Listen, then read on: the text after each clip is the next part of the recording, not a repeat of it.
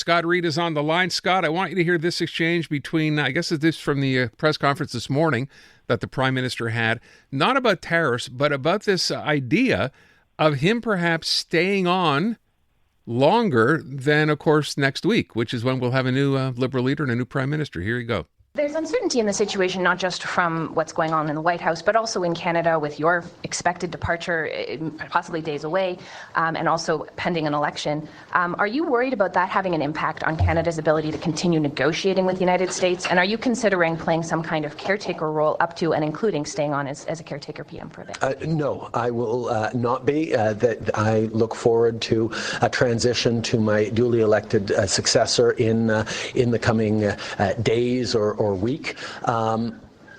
What I will say, however, is regardless of our democratic processes, the fact that Canadians are as united as they are across provincial leadership representing many different parties, across an approach that has Canadians pulling together and being strong on defending Canada and focused on creating the kind of growth and resilience in our economy that we need, I think it'll be fine that there be very clear ideas about who and how the country should move forward in an eventual federal election, whenever it does happen.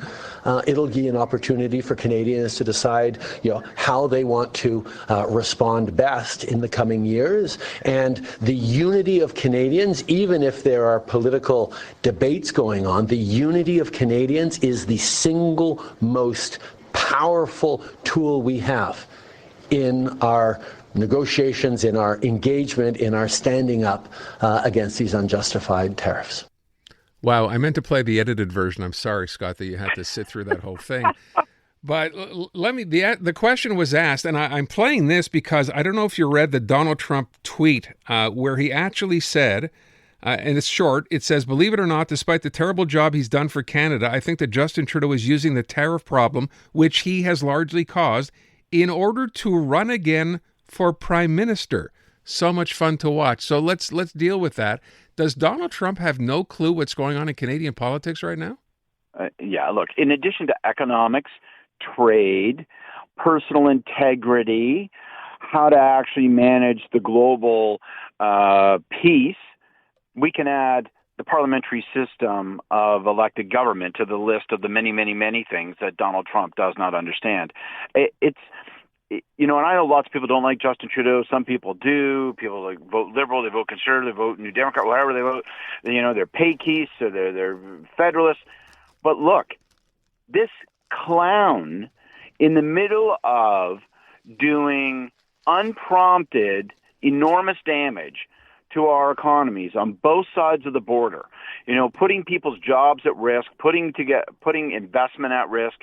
The market is taking a bath. If you're a retiree who's counting on that for your income, in the midst of doing all of this, his priority is to troll Justin Trudeau. It's to perpetuate this kind of lame grade 6 nonsense about, Governor Trudeau, which, by the way, enough. It's not. We don't need the insult anymore, okay? He's not a governor because we're not a state, we're not a colony, and you're not a king. So pound sand. It's galling. Obviously, there's going to be a new leader elected for the Liberals on Sunday. Within a handful of days, a week, 10 days, probably shorter in this circumstance, probably less than a week, we'll see Carney become Prime Minister, and then we're going to have an election, probably very quickly. I asked the question earlier of one of our other commentators with respect to next week, when there is a new leader of this party and the new Prime Minister, and what that does with respect to Canada's position on this whole tariff issue. Given that Justin Trudeau has been as strong as he has, and of course it's easy when you're on your way out, it's fine, do we suffer by virtue of the fact that there is someone new coming to the file, if you will? Yeah, I don't think so. And I think Trudeau's got a point here, which is that we are seeing a remarkable degree of solidarity. And he talks about the reaction of regular folks out there and the anger that's being directed toward the White House. But also think about it. You've got Wab Kinew, a New Democrat in Manitoba. You've got Doug Ford, a Conservative in Ontario. We've got Francois Legault, borderline sovereigntist in my view in Quebec. And you've got federal political party. Everybody's sort of following the same prescription. Everybody is of the view, look, we can't back down from the bully. We can't be supplicants. We're going to have to show strength.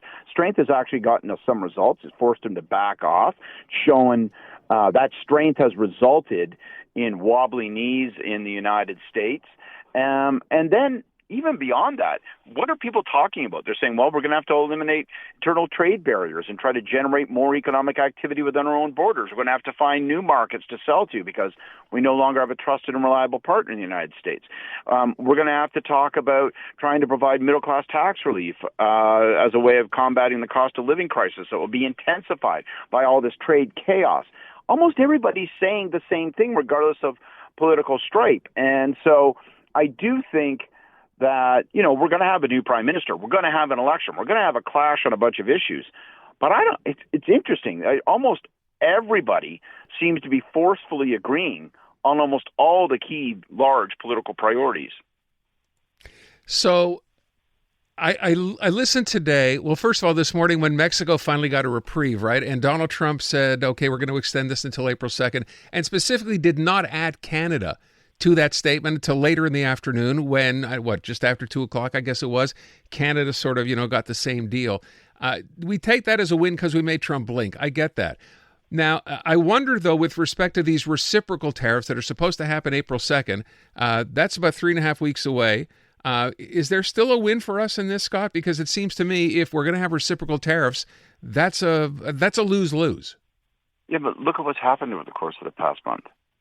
So, I don't know how we can possibly make any assumptions at all about what will happen on April 2nd. And we don't have to wait till April 2nd, by the way. There's another deadline coming up next week.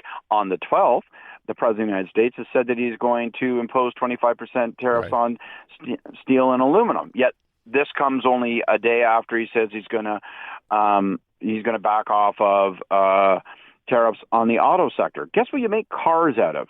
Steel, okay? So who knows what's he going to do next week?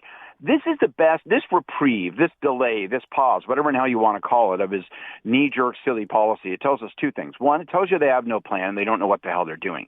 Because if they hadn't anticipated the market reaction, they hadn't anticipated the ferocity of automakers and others pushing back, well, then they hadn't really thought very far ahead about their own sweeping economic and trade policy. But secondly, it's the best bad news we've ever had because it also tells us that there's no getting out from under and there's no understanding, there's no negotiating, there's no trying to make rational sense out of what he's doing. April 2nd beats the living hell out of me what he's going to do. But my guess is sometime in and around April 2nd, he'll say he's going to do it. Then his Commerce Secretary will say, well, maybe we're going to make an exemption. Maybe we won't. He'll say, I'll push it forward a little bit longer. I want to keep these people bouncing and begging. This is what it is with this guy. The last 2 months tells us that he talks tough, he acts tough, but he ain't tough. So I'm not sure that he's going to move forward with those tariffs on the 2nd.